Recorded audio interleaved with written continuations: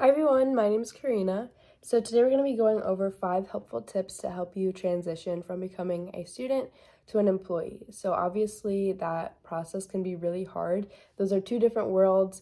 So hopefully these tips are going to help you.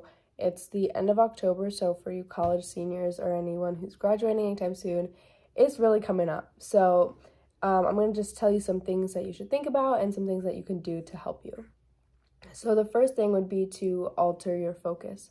So as a college student, you're kind of focused more on, who can I hang out with? What type of classes should I take? When should I take them? So it's all about your own choices. You're going off your own schedule. So now the good thing is that you don't really have to work to get a degree because you're about to get one. But another good thing is you're going to receive a paycheck once you start work. But the process in between that is a little bit tough. What you want to think about is probably putting yourself in an employer's shoes. So when you're working, you're kind of working to help the business or the organization itself rather than help yourself.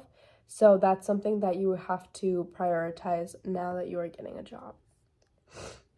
The second thing would be to not compare yourself. So obviously college, you're surrounded by all these people who are your age, and we also have social media. So a big focus in our lives currently right now is social media, and it seems like everyone's competing for these likes, and that's not healthy. It's not helpful in any sort of way. So instead of looking to social media to communicate to people, a good thing to do now is just kind of speak with your friends or anyone one-on-one in person in order to see what they're doing to help them transition better. And that, in the end, ends up making a deeper connection with that person, which could be helpful later on, or you just made a new friend. And it seems a lot more comforting when you know that other people are going through the same thing. And on social media, that doesn't come across very easily. People are going to be posting, for example, on LinkedIn, people are going to be posting all the things they're accomplishing, all the jobs they're getting, where they're volunteering, anything like that. So it's easy to compare yourself in that sense, but we don't know what they're going through other than that. So we're only seeing what they choose to tell us. If you meet with people one-on-one, face-to-face, you can actually have a real meaningful conversation, and that'll be a lot more helpful and you'll make you feel a lot more comfortable. So the next thing is to establish healthy habits, and that is a very hard thing to do. Once you're in college, you have these 4 years, maybe more, where you are sleeping in late, you are going to sleep late. You definitely, maybe you just like sitting around.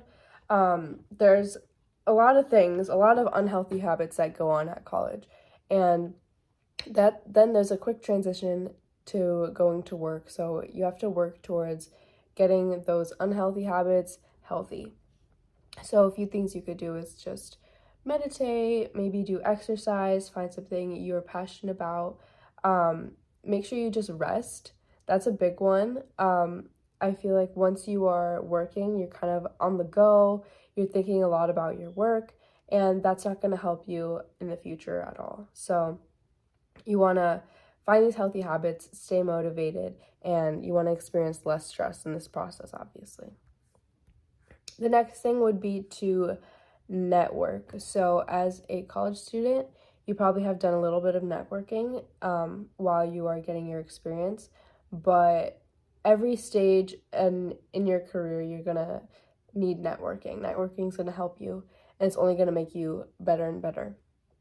So on your resume, those are some things that networking is going to help you add more things to that resume. And they're not always going to want to know, oh, you did really great in your English class. Oh, you were the captain for a certain team. Networking will help you kind of find more opportunities, maybe more relevant to your field. And although those other things I mentioned are helpful and show certain types of leadership or different types of traits, it's important to network and kind of get more experience in certain areas. And the final thing is to keep your resume updated. As I kind of just mentioned, you're constantly going to be learning. If you get a new job, you want to quickly write it down on your resume, post it on LinkedIn, things like that. And that'll help you stand out when it comes to other future things. At K&G Career Academy, we want to provide hands-on training. We have medical certifications, and our courses are about 3 to 4 weeks. So this is definitely something that you could add to your resume, and it's very quick, obviously only a few weeks, and you can get a certification and add it to your resume, and that'll make you stand out compared to other applicants. Along with that, we also do help with resume writing in general, so just keep that in mind as well. So overall, your updated resume is going to keep you up ahead of other people when it comes to employment.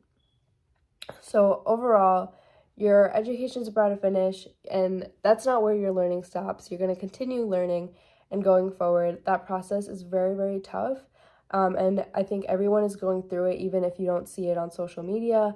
Everyone is going through it, so just keep these 5 helpful tips in mind.